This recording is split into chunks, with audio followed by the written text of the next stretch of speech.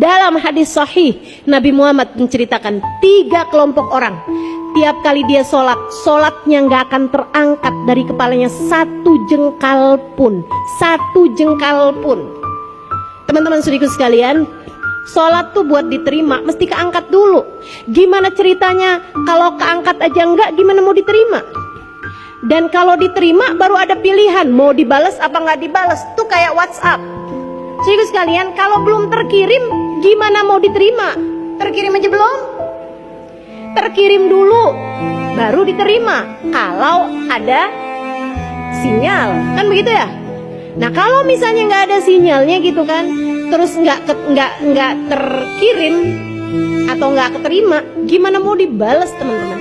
Demikian pula dengan amal ibadah kita gitu kan, ada syaratnya keangkat dulu, artinya keangkat terkirim gitu. Nah habisnya terkirim kemudian baru diterima apa enggak sama Allah, kemudian habisnya diterima atau enggak, baru kemudian Allah balas atau enggak balas. Nah, ini ada kelompok orang sholatnya tidak keangkat 1 jengkal pun dari atas kepalanya.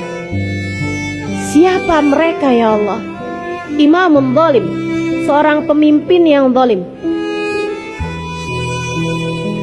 Camat kek, bupati kek, wali kota kek, gubernur kek, apalagi presiden.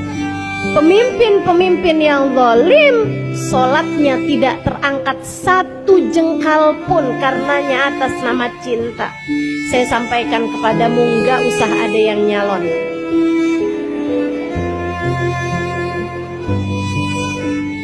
Nggak usah di sini ada yang cita-cita pengen jadi gubernur ya.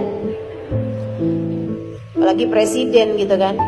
Teman-teman saya sekalian, yang sudah keangkat, sudah kepilih ada di area situ, area jadi orang-orang yang merupakan wakil-wakil rakyat, saya doakan mudah-mudahan kamu bisa amanat.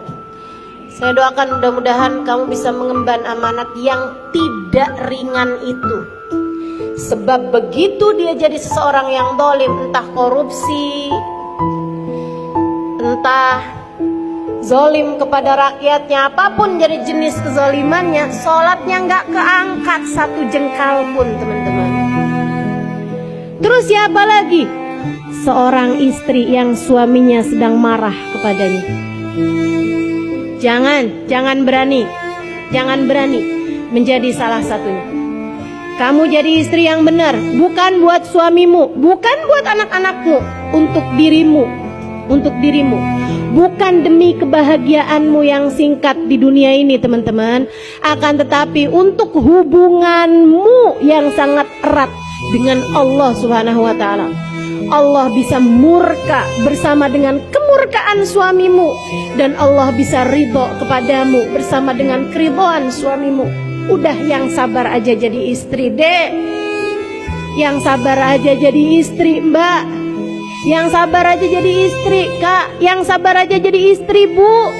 Waktu kita nggak lama kok di atas muka bumi ini. Sabar-sabarin aja, demi untuk dirimu sendiri, demi untuk sholat-sholatmu sendiri, demi untuk ibadahmu biar diterima sama Allah Subhanahu wa ta'ala, demi untuk pintu surgamu yang kamu bisa diperkenankan, dibukakan dari semua pintu surga. Kamu boleh masuk ke surga manapun yang kamu inginkan.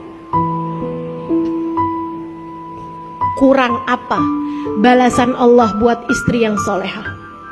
Kurang apa balasan Allah untuk istri yang mampu sabar menghadapi suaminya? Udah sabar-sabarin aja. Tuh Asia, tuh suaminya dia adalah Fir'aun. Segitunya dia bisa jadi istri yang solehah. Teman-teman, kabarnya Asia tuh kalau sama Fir'aun dianggap nggak nurut, itu ditaroin di kayak tempat tidur gitu yang dibuat dari api, yang dibuat dari besi, di bawahnya api dinyalain, dipanggang. Fir'aun mau bikin Asia jadi Asia panggang. Lah suami kita kan nggak Fir'aun amat. Ayolah. Lagian kamu mau nuntut suami kamu tuh mau jadi kayak apa? Ngaca. Dirimu sendiri itu loh, kayak sok-sokan aja. Sok-sokan sempurna. Bukankah dirimu juga punya banyak kekurangan? Bukankah dirimu juga punya banyak aib dan celah? Bukankah dirimu juga punya banyak kesalahan? Ayo belajar untuk bisa jadi seorang perempuan yang mudah-mudahan tiap kali kamu sholat Allah berkenan memandangmu dengan pandangan penuh rahmat. Yang ketiga, dari orang yang sholatnya gak akan pernah keangkat satu jengkal pun. Ini sholat. Sholat tuh ibadah yang paling banyak kita lakukan dibandingkan dengan puasa, dibandingkan dengan haji, teman-teman, bandingkan dengan zakat, kan begitu. Segitunya aja Allah gak mau menerima sholat kita satu jengkal pun. Yang ketiganya siapa? Akhwan mutasoriman, orang yang lagi gak akuran. Yuk liatin hatimu, dendam sama siapa hatimu itu? Hah? Punya kebencian sama siapa hatimu itu? Diapain sampai bisa segitu dendamnya? Diapain sampai kamu bilang seumur hidup gak akan pernah saya maafkan orang itu? Baik teman-teman sekalian yang saya muliakan, akhwan mutasoriman, dua orang yang sedang gak akuran, ada dendam di hati kita sama siapapun, menghalangkan sholat kita diterima sama Allah, menghalangkan ibadah haji kita, ibadah umroh kita buat terima sama Allah. Jadi yuk sama-sama saling benerin diri, biar kita ketika mengerjakan ibadah apapun aja jadi ibadah yang layak diterima sama Allah Subhanahu wa ta'ala.